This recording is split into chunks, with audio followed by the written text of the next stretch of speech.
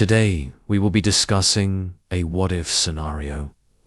What if Stannis Baratheon won the Battle of Blackwater and took the throne? Before I begin, I want to say thanks. About 4 days ago, I posted this video. I had 54 subscribers on YouTube. Now, I have 120. Thank you for everyone that has supported me. Now, back to the video. If Stannis Baratheon had won the Battle of Blackwater, the course of Westerosi politics and the ongoing war would shift dramatically. Here are the top 5 things that would happen if Stannis won the battle and took the throne. Obviously, Stannis takes the throne and becomes king. He would have marched into King's Landing and taken the Iron Throne, kicking Joffrey and the Lannisters out of power. His claim, backed by the fact that Joffrey, Tommen, and Myrcella were really Jaime's kids, would have been solidified by his victory. As king, Stannis would probably rule with an iron fist, sticking strictly to the law because that's just who he is. His reign would have been way different from Robert's or the Lannisters. Corruption. Gone. He'd focus on tightening things up, enforcing discipline, and cutting out the excess. Stannis isn't one for fun or luxury, so life under his rule would have been harsh, especially for the nobility and those used to the easy, lavish lifestyle of the past kings. The Lannisters would be done for. Jaime, Cersei, and Tywin would either be dead or locked up, and their grip on Westeros would totally fall apart. Jaime and Cersei's children would not be harmed. Although Stannis was a fierce leader, Bro was a powerhouse. He did not harm children and would probably send them back to Casterly Rock after they bent the knee to him. Speaking of Jaime, his situation would get really tricky. He's already a Stark prisoner when Blackwater happens, and if Stannis became king, Jaime would be in serious danger. Stannis would see him as a traitor, and the fact that Jaime killed King Aerys during Robert's rebellion wouldn't help his case either. With Tywin out of the picture, all the Lannister bannermen and allies would probably jump ship or look for new leaders. Even though House Lannister would still be rich, they'd be in a tough spot and lose a lot of their influence in Westeros. So what about Tyrion? Tyrion, who came up with the wildfire plan that saved King's Landing, would be in big trouble if Stannis took over. With Stannis' strict sense of justice, Tyrion would probably end up in jail and likely be executed unless someone stepped in to help him out. Stannis would likely see Tyrion as part of the corrupt Lannister regime, especially since Tywin had been pulling the strings. There's a slim chance Stannis might be impressed by Tyrion's smarts. But that's a long shot because of how much Stannis would hate anyone connected to the Lannisters.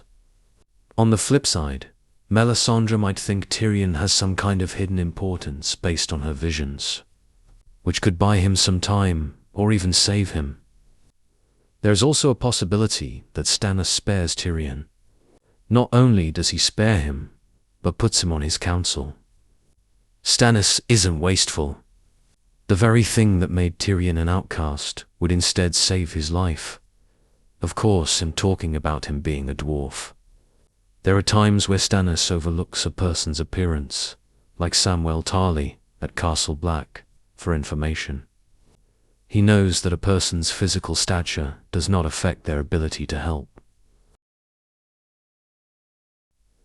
If Stannis won, he'd lean even more on Melisandre and her belief in the Lord of Light, since he'd probably credit her prophecies and magic for helping him win. Her influence would only grow from there. Instead of fanatics from the Sept like how we see Cersei the Dummy bring upon herself, we would probably see Lord of the Light fanatics. You have no idea how much I dislike Cersei Lannister.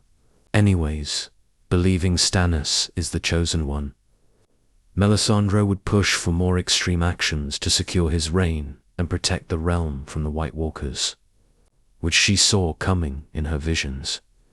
Her obsession with fire magic and blood sacrifices would definitely cause tension in Stannis' camp.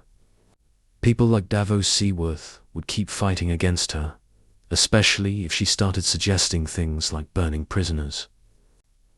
Under Stannis, the kingdom would start leaning heavily towards the Lord of Light's religion, with Melisandre likely pushing to convert the nobles and the people. This would probably stir up a lot of religious drama, especially in places still loyal to the faith of the Seven.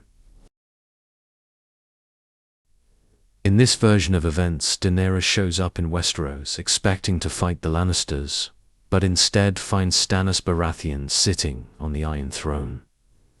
Stannis would be a serious opponent. He's a great military leader and fully believes he's the rightful king. He's definitely not going to take Daenerys' claims seriously, though. In his eyes, she's just the daughter of the Mad King and a potential threat to the realm's stability. A clash between them would be almost guaranteed, and Stannis would probably try to use what he knows about her dad to make her look bad.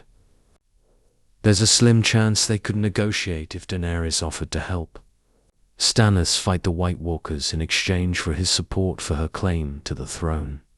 But knowing Stannis, who's pretty rigid and dead set on the throne being his, any alliance would probably be short-lived and full of tension. You have to understand, on Daenerys' side, there is no Tyrion to stop her from using her 3 full-grown dragons. In my opinion, Stannis burns and the Baratheon name turns into ash. Stannis Baratheon's victory at Blackwater would lead to significant shifts in the power dynamics of Westeros. His reign would be stern, lawful, and heavily influenced by the Lord of Light. The Lannisters would removed from power. Although Stannis is many things, I don't think he would survive Daenerys and her dragons. I think in this reality, he sets the foundation for a Targaryen dynasty that lasts for 100 years. So what do you think? Do you agree or disagree with me? Thank you, and let me know why other what-if moments you want me to make. Comment them down below.